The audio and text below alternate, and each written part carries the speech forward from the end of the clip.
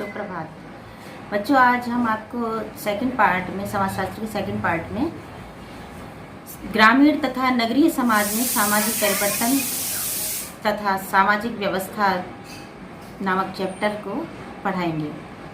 सबसे पहले हम लेंगे इसमें कि सामाजिक परिवर्तन क्या है, जिसमें परिवर्तन के बारे में बताएंगे। आप जब से पृथ्वी की उत्पत्ति हुई है तब से उसमें धीरे धीरे करके परिवर्तन होते चले गए हैं। परिवर्तन एक प्रकृति का शाश्वत नियम है जिसके द्वारा धीरे धीरे हर एक क्षेत्र में कोई ना कोई परिवर्तन होता ही रहता है।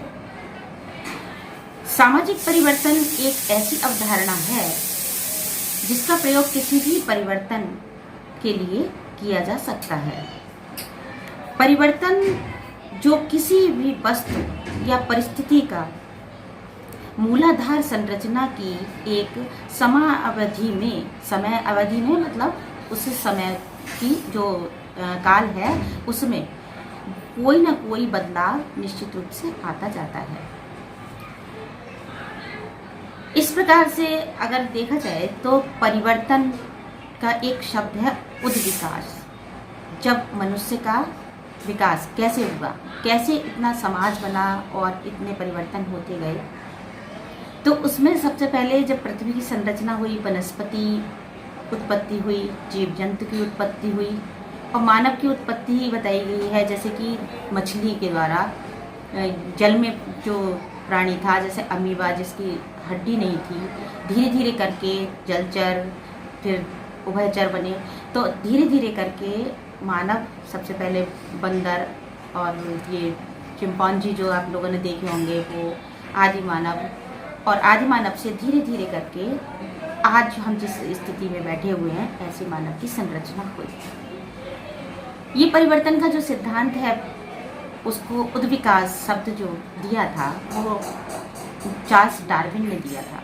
चार्ल्स डार्विन का कहना था कि जितनी भी जीव जंतु हैं वो पर्यावरण में किस प्रकार से उनको अनुकूलित करती हैं। जो जीव जंतु जिस पर्यावरण में रहकर अपने को उसके अनुकूलित बना लेते हैं वो जीव जंतु उसमें जीवित रहते हैं और उनकी संरचना भी उसी प्रकार की हो जाती है। जैसा कि आप सभी ने देखा होगा कि पर्वतों पे जो जीव जंतु पाए जाते हैं वो इतनी ठंड जो -डिग्री पर भी तापमान होता है उसमें भी वो अपने आप को अनुकूलित कर लेते हैं। राजस्थान में रहने वाले जितने भी जीव जंतु हैं उन्होंने अपने आप को अनुकूलित किया। डार्विन के सिद्धांत में सभी ने पढ़ा होगा कि जिराफ कैसे बना।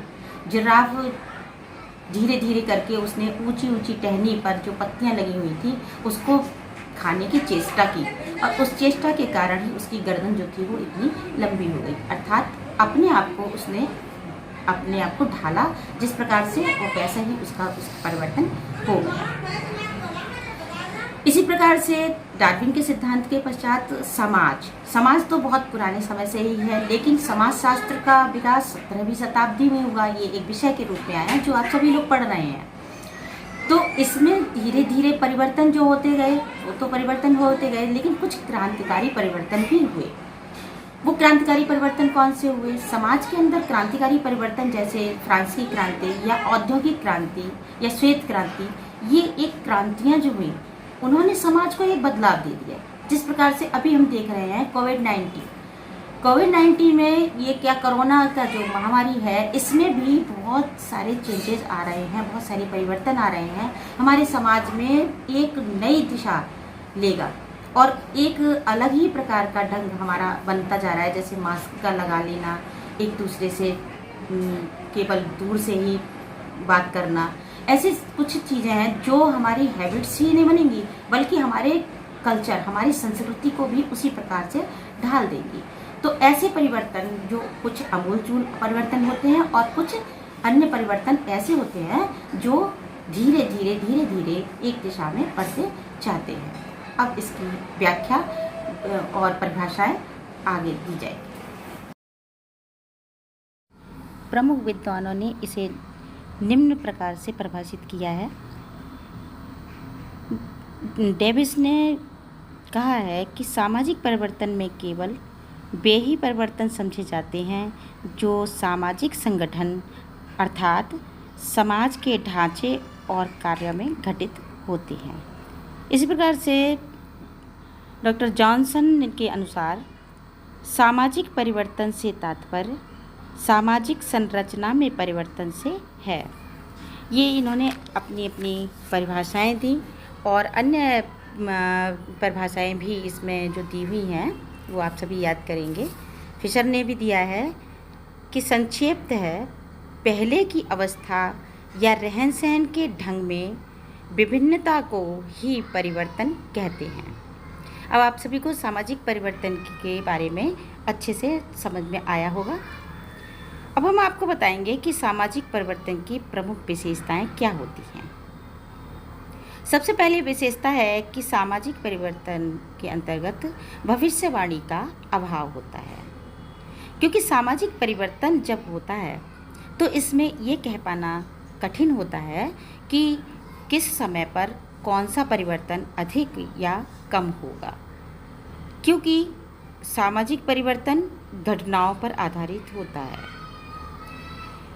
नगरीकरण होना, उद्योगों का अधिक लगना, इन सभी तत्वों का जो प्रभाव पड़ता है उससे उनके रहन सहन, खान पान और स्तर में अलग अलग प्रकार से अलग अलग स्थानों पर परिवर्तन होते हैं। जैसे जिन स्थानों पर उद्योग अधिक लगे होंगे वहाँ का जो समाज होगा वह उसका स्तर, उसकी शिक्षा अधिक होगी। इसी प्रकार से दूसरा है सर्वव्यापकता। सामाजिक परिवर्तन मानव समाज के इतिहास के आरंभ से ही चला आ रहा है, तो सर्वव्यापकता सभी स्थानों पर किसी न किसी रूप में परिवर्तन अवश्य ही रूप से होगा। तीसरा है सापेक्ष गति।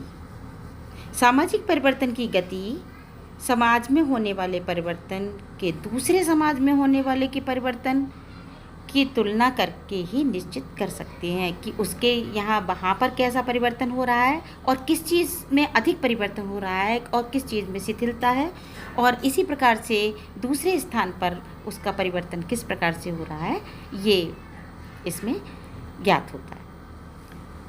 अगला है एक जटिल प्रक्रिया।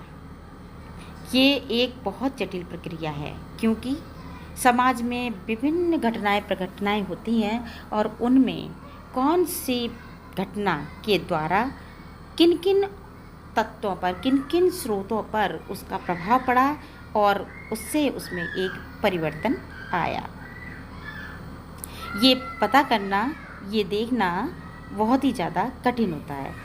कभी कभी होता है कि भौतिक संस्कृति अभौतिक संस्कृति पर हावी हो जाती है, कभी कभी अभौतिक संस्कृति भौतिक संस्कृति पर अधिक ऊपर उठ जाती है। इस समय अधिकांशतः भौतिक संस्कृति का प्रभाव अधिक है, क्योंकि हम सभी जानते हैं कि मशीनीकरण हो गया है, शिक्षा का प्रादुर्भाव हो गया है, तो इसलिए इस समय में जो आदर्श, नैतिकता और ज्ञान, ये इसमें कुछ कमी आ गई है, जबकि जो हमारे स्तर को ऊंचा बनाते हैं ऐसा भ्रम जो हमने पाल रखा है, जैसे कि मशीन है हमारे यहाँ, तरह तरह की फ्रिज हैं, कूलर हैं, एसी है, इन सब के से अपने स्तर का आकलन होने लगा है, तो अभौतिक संस्कृति भौतिक संस्कृति अधिक उन्नतशील हो गई है। अगला है अनिवार्यता। समाज में सामाजिक परिवर्तन एक अनिवार्य रूप है। वह अधिक होगा या कम होगा, उसकी गति कैसी होगी, इसका मापन तो अलग ही प्रकार से होगा, लेकिन समाज में सामाजिक परिवर्तन निरंतर और सतत चलता रहता है। सामाजिक परिवर्तन के 5 बृहद स्रोत हैं। वो स्रोत कौन कौन से हैं जिससे कि समाज में परिवर्तन होता है? पहला है पर्यावरण, दूसरा तकनीकी, और तीसरा है आर्थिक, और चौथा है राजनीतिक, तथा 5वां है सांस्कृतिक। सबसे पहले हम लेंगे पर्यावरण। पर्यावरण किस प्रकार से समाज में परिवर्तन करता है। जिस प्रकार से हम देखते हैं कि पर्यावरण में कोई भी परिवर्तन आता है, कोई भी घटना घटित होती है, भूकंप है, ज्वालामुखी है या कोई महामारी है, जैसे अभी कोविड-19 है, चल रहा है, इन सब प्रकार की जो घटनाएं घटित हो रही हैं पर्यावरण में, उससे हमारा समाज प्रभावित हो गया है। आज हम सभी देख रहे हैं कि कोरोना की वजह से हम सभी को मास्क लगाने की परंपरा बन गई है। डिज़ाइन के मास्क लगने लगे हैं। आने जाने की स्थिति में भी बहुत परिवर्तन आया है। आगामी समय में एक समाज का नया स्वरूप ही दिखाई देगा।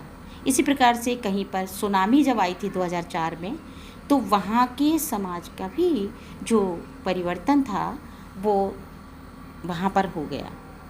तो कहीं पर भी ऐसी कोई भी घटना घटित होती है तो उसमें समाज में पर्यावरण के द्वारा परिवर्तन हो जाता है। अगला है तकनीकी प्रौद्योगिकी।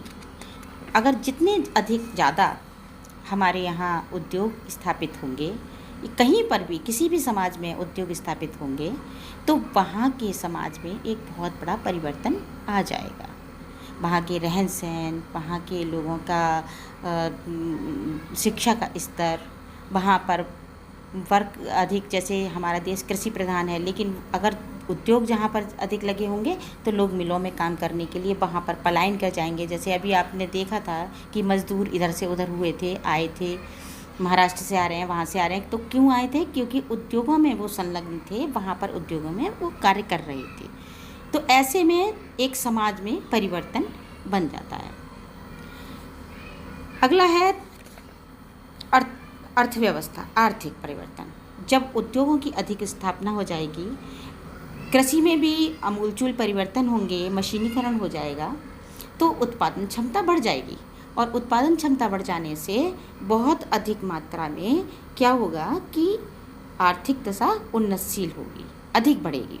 और जब आर्थिक दशा अच्छी हो जाएगी तो सभी का स्तर उच्च होने लगेगा, उनकी आय अधिक होने लगेगी, सरकार की, राष्ट्र की आय भी अधिक होने लगेगी और देश प्रगति करेगा। किंतु यदि यही इसका विपरीत हो तो वो देश उन्नतशील नहीं हो सकता। ऐसे परिवर्तन आमूलचूल बहुत तीव्र गति से भी हो सकते हैं और धीमी गति से भी हो सकते हैं। अगला परिवर्तन है राजनीतिक परिवर्तन। जिस स्थान पर लड़ाई झगड़े और राजनीति अधिक चलती रहती है, बहुत अधिक घटनाएं घटित होती रहती हैं, दुर्घटनाएं होती हैं, राजनीति में लोग संलग्न रहते हैं, अधिक पैसा उसमें व्यय करते रहते हैं, उस राष्ट्र की उन्नति नहीं हो पाती है और समाज में भी उसका असर बहुत बड़ा पड़ता है। सभी राजनीति में संलग्न हो जाते हैं। लेकिन जहाँ पर शासन व्यवस्था अच्छी होती है, राजनीति अच्छी होती है, तो उस स्थान पर जनता निर्भीक होकर, निडर होकर कार्य करती है और वो कार्य अधिक होता है और राष्ट्र भी उन्नतशील हो जाता है और समाज में एक नई चेतना जागृत होती है। अच्छी राष्ट्र नीति, अच्छी राजनीति यदि होगी तो जनता भी सुखी होगी और समाज में भी एक सुंदर वातावरण बन सकता है। अगला है सांस्कृतिक परिवर्तन। सांस्कृतिक परिवर्तन जिस प्रकार से अनेक भारत में ही उदाहरण है इसका कि बहुत सारे देशों के लोग आकर यहाँ पर रहे थे, शासन किया था, तो उससे क्या हुआ, संस्कृति में परिवर्तन आया और संस्कृति दूसरी संस्कृति से मिली और उसके द्वारा जो उसका प्रादुर्भाव हुआ, जो उसका जन्म हुआ, वो नई संस्कृति का जन्म हुआ और नया समाज की स्थापना हुई। तो इस प्रकार से ये जो स्रोत हैं, आवश्यक नहीं है कि केवल एक ही दिशा में परिवर्तन होगा। समाज के अंदर छोटी बड़ी, जैसे फ्रांसीसी क्रांति हुई थी, तो फ्रांस में क्या क्या परिवर्तन हुए उस क्रांति के द्वारा, कहीं पर भी कोई क्रांति हुई तो उससे क्या परिवर्तन आए, सबसे ज़्यादा परिवर्तन उसमें समाज के ऊपर पड़ता है। धार्मिक कोई क्रांति हो तो धर्म के अनुसार उसमें समाज का वातावरण वैसा ही बन जाता है और समाज वैसा ही कार्य करने लगता है। प्रोटेस्टेंट और कैथोलिक धर्म जो आप लोगों ने पिछली कक्षाओं में पढ़ा होगा, तो उससे जो समाज का एक परिवर्तन हुआ था। ऐसे परिवर्तन जो होते हैं, ये परिवर्तन केवल एक दिशा में, एक गति में नहीं होते, ये विभिन्न दिशाओं में विभिन्न प्रकार से हो सकते हैं। उनकी गति तीव्र भी हो सकती है और उसकी गति कम भी हो सकती है। इस प्रकार से सामाजिक परिवर्तन के ये स्रोत थे। तो सामाजिक परिवर्तन के बारे में बताया और इसके कौन कौन से स्रोत हैं ये बताए। अब हम आपको सामाजिक व्यवस्था के बारे में अगले वीडियो में बताएंगे। अगले वीडियो के बाद ये चैप्टर पूरा हो जाएगा, जिसमें कि इसके क्वेश्चन आंसर दिए जाएंगे।